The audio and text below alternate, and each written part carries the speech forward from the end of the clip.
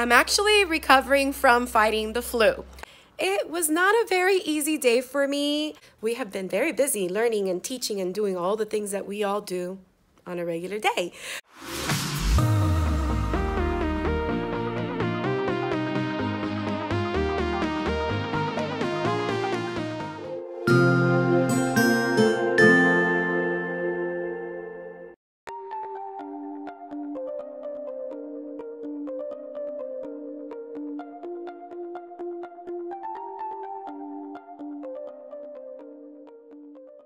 Good morning, everyone, and welcome to Thursday. First day for me this school week. Now, I know I don't look like my usual self. I didn't really feel like wearing makeup today, and I'm actually recovering from fighting the flu. So last time I left you all, I had all the best intentions of going to the Get Your Teach On conference in Orlando. But the evening before I was set to go, which was the evening after I did my South Florida teacher meetup, I was diagnosed with the flu. So I spent the last couple of days just fighting it. I am feeling better, but even though you feel better after you're over the flu, you still feel like, I don't know, like in a dream. I feel like I'm in a little like lightheadedness. I'm not sure, but I also don't feel like my full strength totally, and I still feel like weak and fatigue, which I looked it up, and it can last up to a week after you feel better from the flu. So I'm just going to take it easy. I'm here in the morning. I am so happy that Ms. Guzman was able to help the substitutes here the last 2 days. So Monday was a holiday, and then Tuesday and yesterday, Wednesday, I was out sick. And I had left sub plans for Tuesday, and then I made new ones for yesterday, Wednesday, because I knew I wasn't going to be well enough to come to school. And Ms. Guzman, thank you so much for everything you did with the students while I was not here. And I'm looking forward to continuing to work with you for the rest of this week and just taking it easy little by little. So I'm going to continue to get my morning and day going, and then I'll check back with you probably at the end of the day, if not during my planning time. All right, see you later. All right, it's now the end of the day, and I have to say, it was not a very easy day for me. I do wish I would have stayed home today and tomorrow, Friday, but the fact is that I have jury duty next week, Monday. And I know that I needed to leave things ready, at least start some of the lessons that I haven't been able to start because I wasn't here.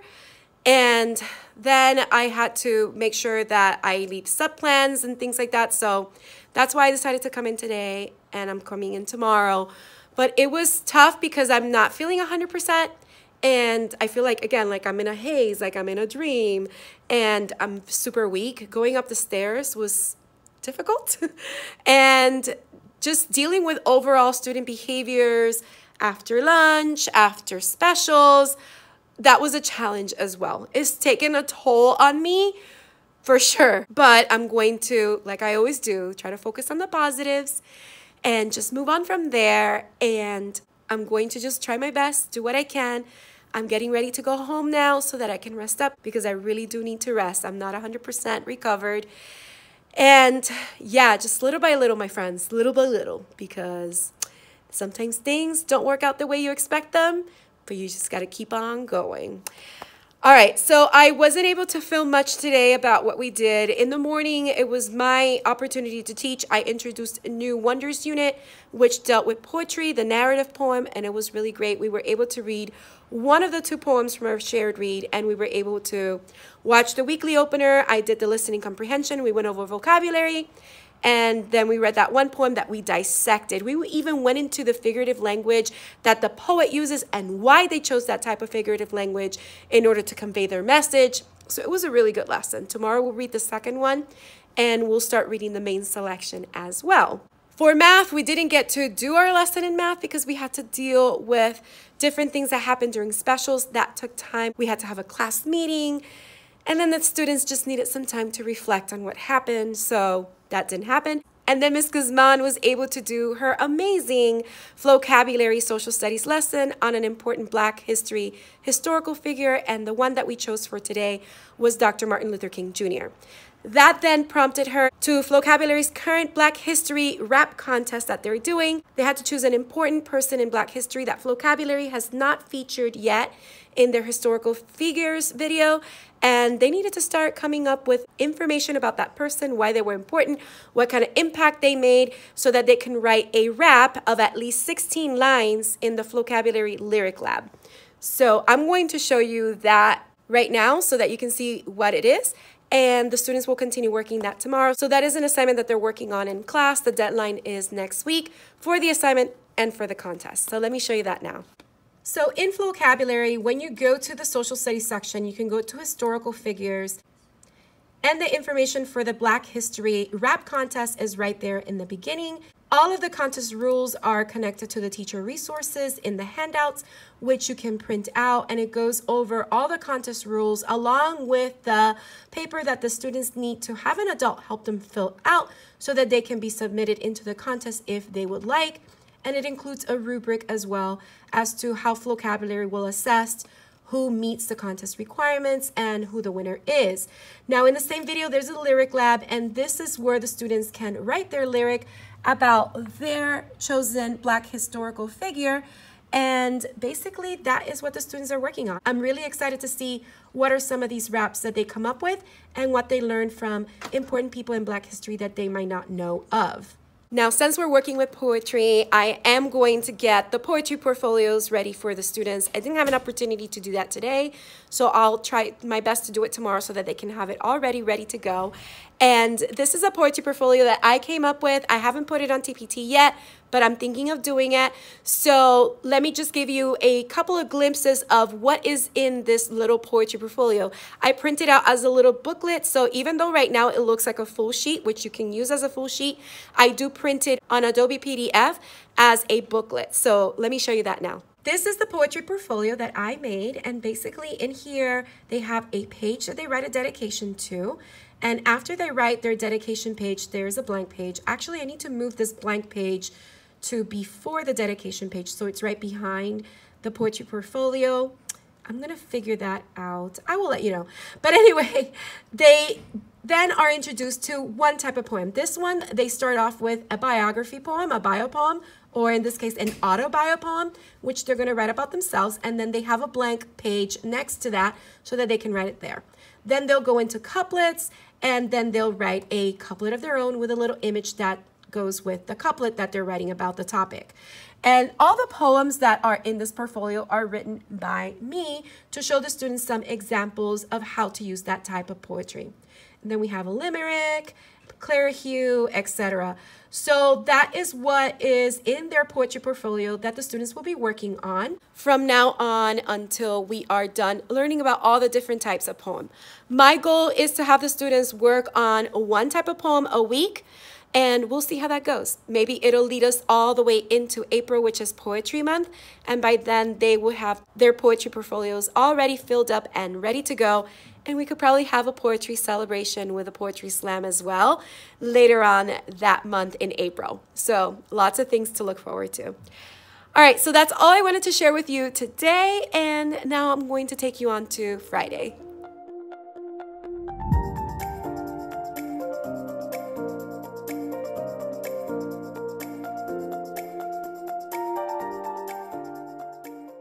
Hello everyone and welcome to Friday. I am coming to you at the end of the day because we have been very busy learning and teaching and doing all the things that we all do on a regular day.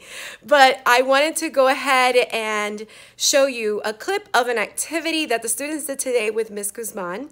So basically the students got a beach ball, and after she taught the lesson and went over the measurement benchmarks for both customary and metric measurement, The students then used a beach ball to throw to one another depending on whose name was in the word problem that appeared on the board, because she had a PowerPoint all ready to go.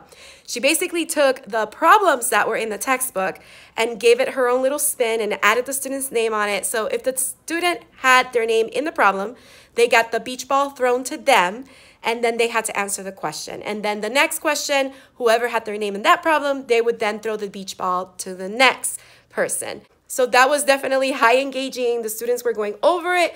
I'll insert a clip right here.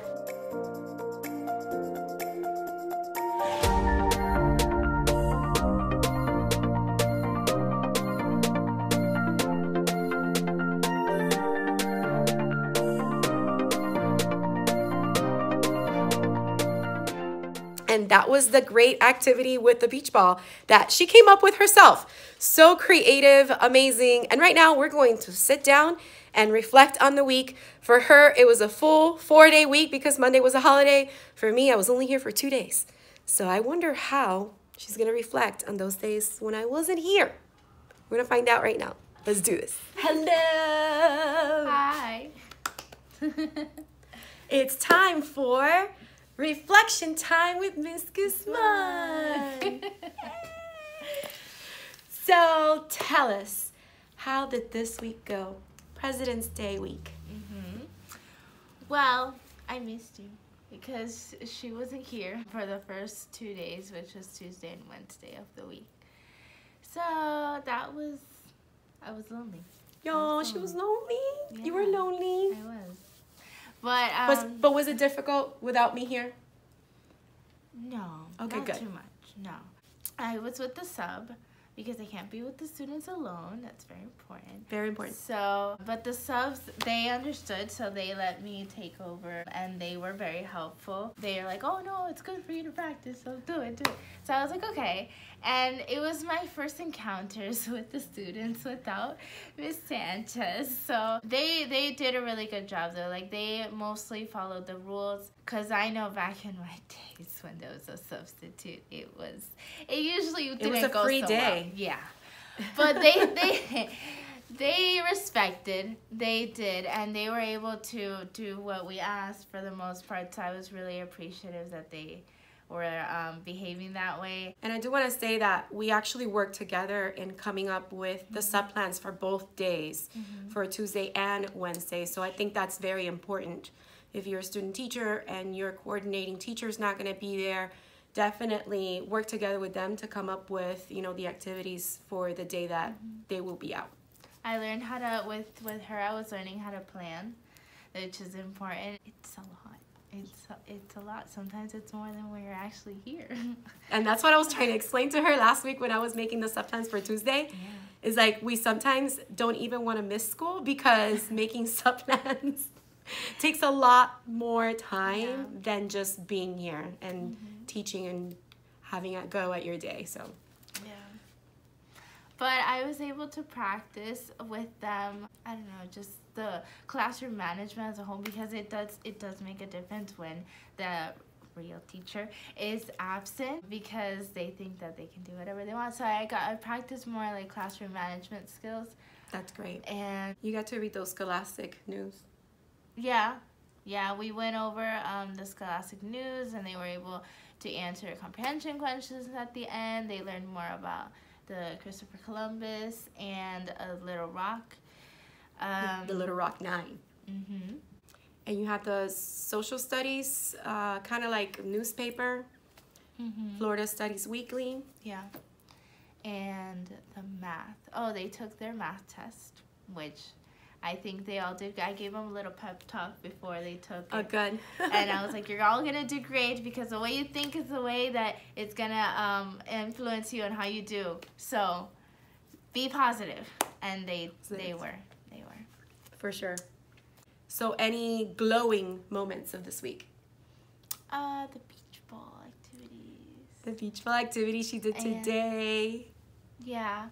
And they really enjoyed that. And It's really easy to do if you Very easy. if you've seen it. It only took me like an hour to create the PowerPoint. It's just a recreation, like the exact same thing of what's in the book. I took the questions and I added their names to it, and I was just visualizing how it would go as I planned the lesson. So if I knew that the students sat close to each other, I didn't want the students to start rearranging themselves around the classroom. So if they sat close to each other, I knew that I had to like put the student next to that student that I wrote down the name at the end, so that it can be like a mixture of the ball going everywhere and not just like, oh, handing the ball That's somewhere. a really good strategy.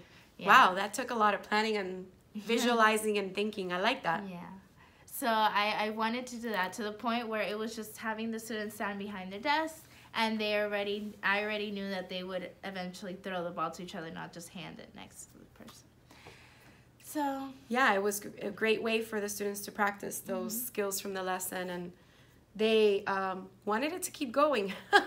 another thing, I was so appreciative for specials this week because it gave us time. It gave me time to like organize the papers and like just get everything together, because oh my gosh, transitioning is hard sometimes, like going from one thing to another, one subject to another, without them like the noise level just going all the way up. It's hard. So I'll make sure that I give you more opportunities to do that. Yeah. Yeah, because when you weren't here, the specials was when I was able to put everything together and add sticky notes and like plan what's coming up next and have everything ready. Yeah. So it's like, if you don't do that before the day starts, if you're doing it as the day is going, Oh, no. it's a disaster. Yeah, So that prep time is very important. yes. Very important. And what were any growing moments for this week? Knowing how to do transitioning, but it's hard. It all comes with practice, honestly. Transitioning takes practice. You know, you got to find what are the best ways for you to do it. You got to try out different strategies, whether it's verbal or nonverbal. So there's different ways that, and we can actually brainstorm on some different ways to transition. That'll be something nice. Maybe we can even feature it in this video next week or whatever. So yeah, I like that a lot. And for me, it was actually, yeah, it was tough not being here the first 2 days, because obviously I was sick and I wanted to make sure that she was okay, but we were in constant communication, and she would text me during the day and I would ask her how her day was going to make sure that if there were any questions she had, I would be there to like assist her. And basically, once I got back, it was hard. But you already know this because I already like mentioned that. It was hard to get back because, you know, she was here, but the students were still kind of like out of their like routine schedule. So coming back and trying to get them back into that routine schedule that they haven't been on since last Friday, it was a struggle. I was really riding that struggle bus for a while.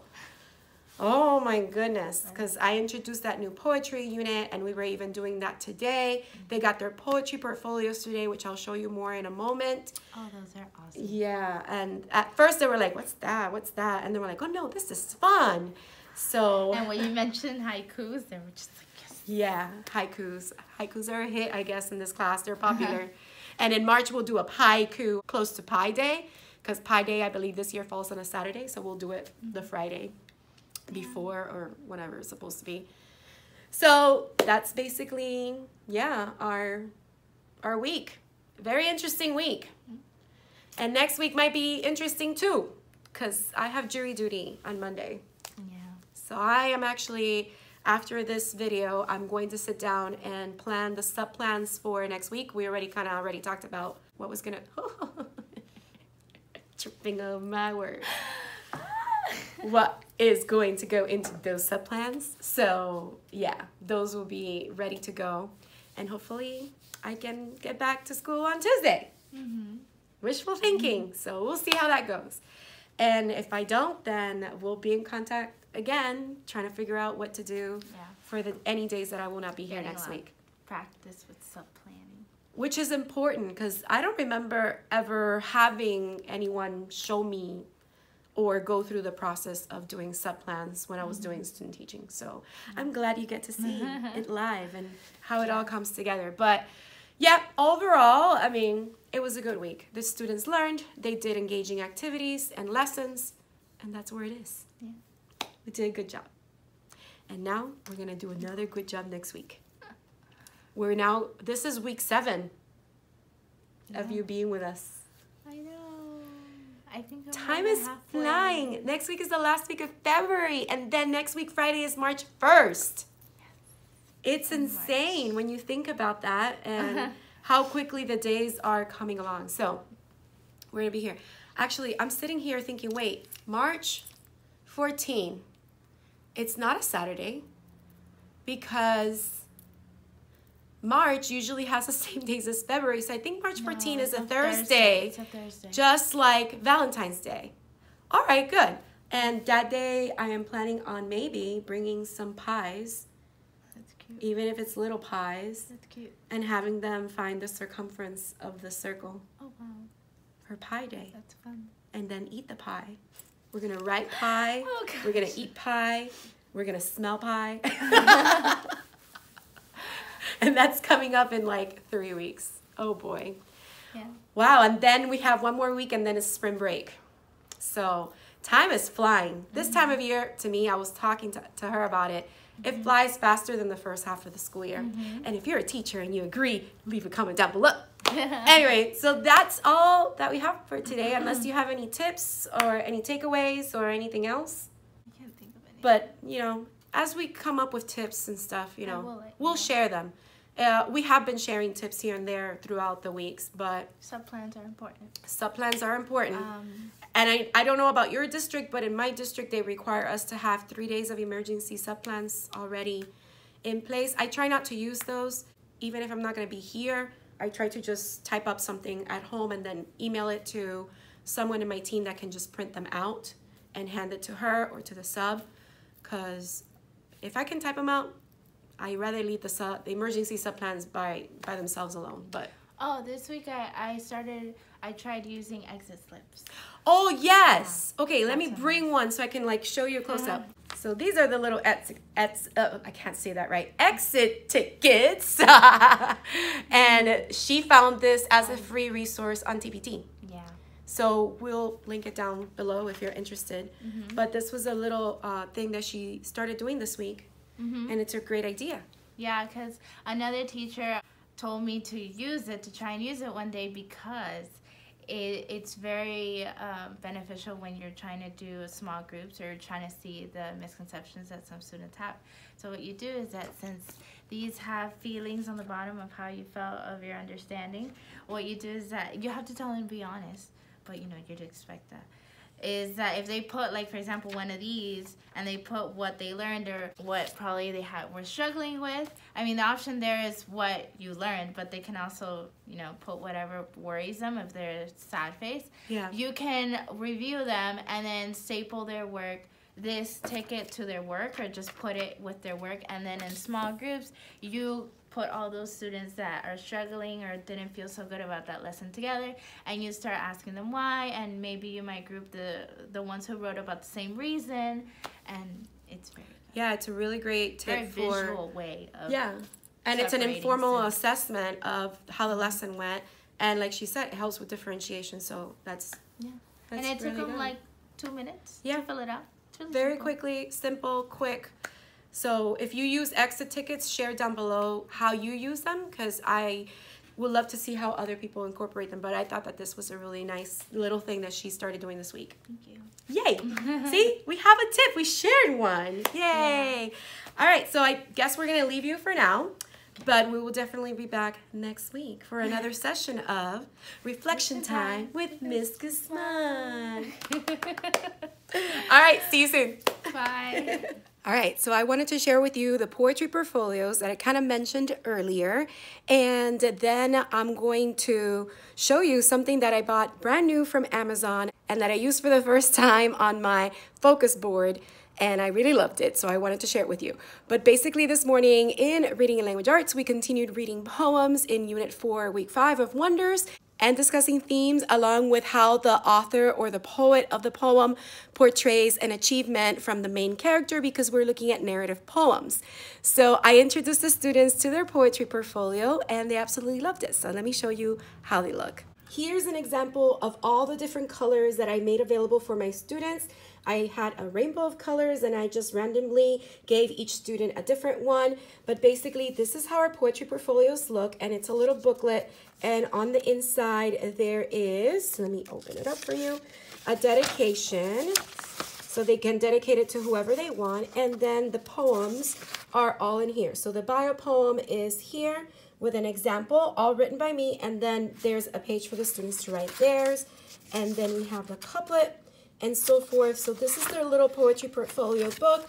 Now these I haven't put the tape on, but what I do is, so that the students don't cut themselves, is I use my hammer and I pound on the staples to flatten them.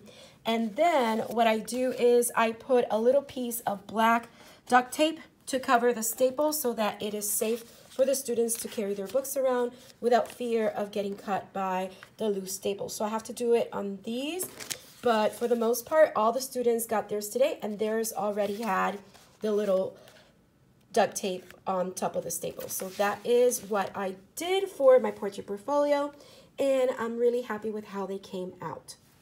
Now the item that I got that I wanted to share with you are these magnetic photo pockets, and they come 6 to a pack. I forgot how much they were, maybe $15, but it was less than 20. And they have a little insert here that you can put any sheet, and then the whole entire back page is a magnet. Let me show you how I am using these in my classroom. I am using them to showcase the current standards that we are working on in each subject in our classroom.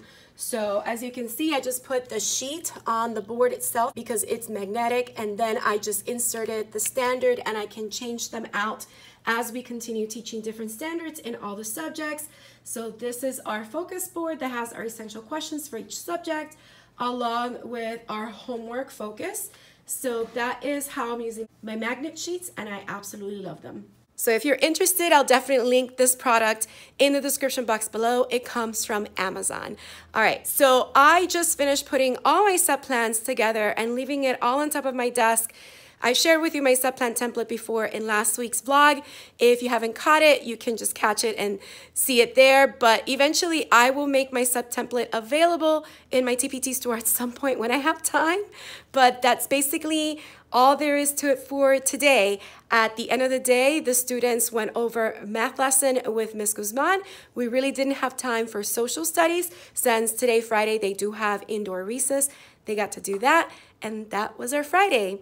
And today is a much better day than yesterday. Yesterday was rough. Today was a lot better, and I actually feel a little better than yesterday. I mean, I still feel like I'm in a haze or a dream, but it is way less than it was yesterday. I just know that I have to go home and rest and relax.